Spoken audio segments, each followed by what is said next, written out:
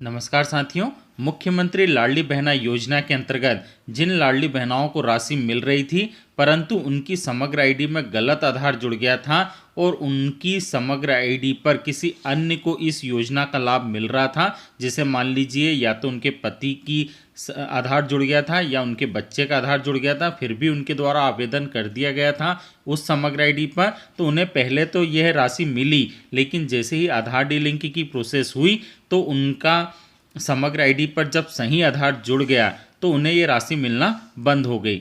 तो आज के इस वीडियो में मैं आपको बताने वाला हूं कि इस संबंध में एक दिशा निर्देश जारी हुए थे। तो पहले मैं विभागीय यूज़र लॉगिन के माध्यम से बताता हूं कि किस तरीके से उन्हें राशि मिल रही थी, उसके बाद ये बंद हो गई। तो चलिए, मैंने अन्य यूज़र के तहत सेलेक्ट किया था, यूज़र नेम, पासवर्ड व कैप्चा कोड दर्ज करके लॉगिन हो जाता हूँ मैं। अब यहाँ पर आप जानते हैं कि मैं होम पेज पर आ जाता हूँ। अब इस होम पेज पर आने के बाद मैं यहाँ पर डैशबोर्ड से नीचे जो आवेदन एवं भुगतान की स्थिति है इस पर क्लिक करूँगा।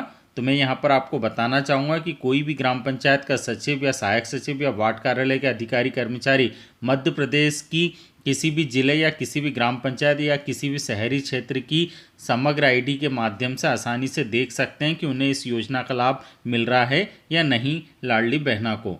तो चलिए, मैं एक ऐसे ही समग्र सदस्य आईडी यहाँ पर दर्ज कर रहा हूँ जो मेरी पंचायत से संबंधित नहीं है, परंतु उनके द्वारा मुझसे निवेदन किया गया था कि आप एक बार चेक करके बताइए कि क्यों हमें मुख्यमंत्री लाडली बहना योजना के अंतर्गत राशि मिलना बंद हो चुकी है। तो मैं यहाँ पर उनकी समग्र सदस्य आईडी दर्ज कर रहा हूँ।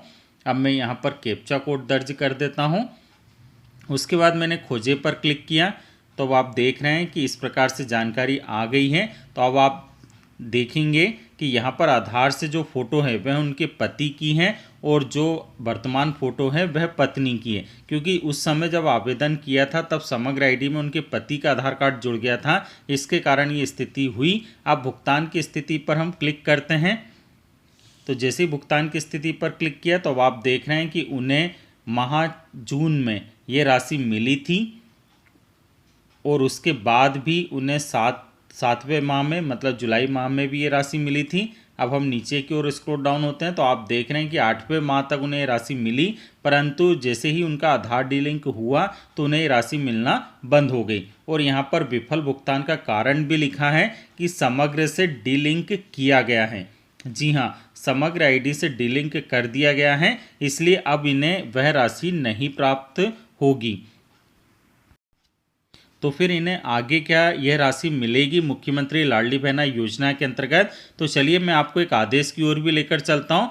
इस संबंध में एक आदेश जारी हुए थे, अब उस पर कार्रवाई जैसे ही देखते हैं आने वाले समय में होती है। तो जो इस प्रकार की समस्या थी कि समग्र से जब डीलिंक कर लिया गया तो उसके बाद किस प्रकार से उन्हें लाभ मिल पाएगा, तो आप देख रहे हैं मध्य प्रदेश शासन विज्ञान एवं प्रौद्योगिकी मंत्रालय बल्लभ भवन भोपाल के द्वारा यह पत्र जारी हुआ था दिनांक 7/8/2023 को।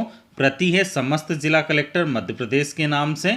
यहाँ पर विषय साफ साफ लिखा था कि समग्र पोर्टल पर KYC प्रक्रिया में त्रुटिपूर्ण लिंक हुए आधार को डीलिंक करने की नवीन प्रक्रिया लागू किए जाने के संबंध में। अब हम नीचे की ओर आते हैं तो यहाँ पर एक पॉइंट लिखा था, चौथा वाला, कि लिखा था कि उक्त डीलिंकिंग से यदि आवेदक हितग्राही किसी योजना सुविधा से वंचित होता है तो यह प्रयास किया जाए कि संबंधित आवेदक हितग्राही का आवेदन संबंधित पोर्टल पर यथासंभव करा लिया जाए।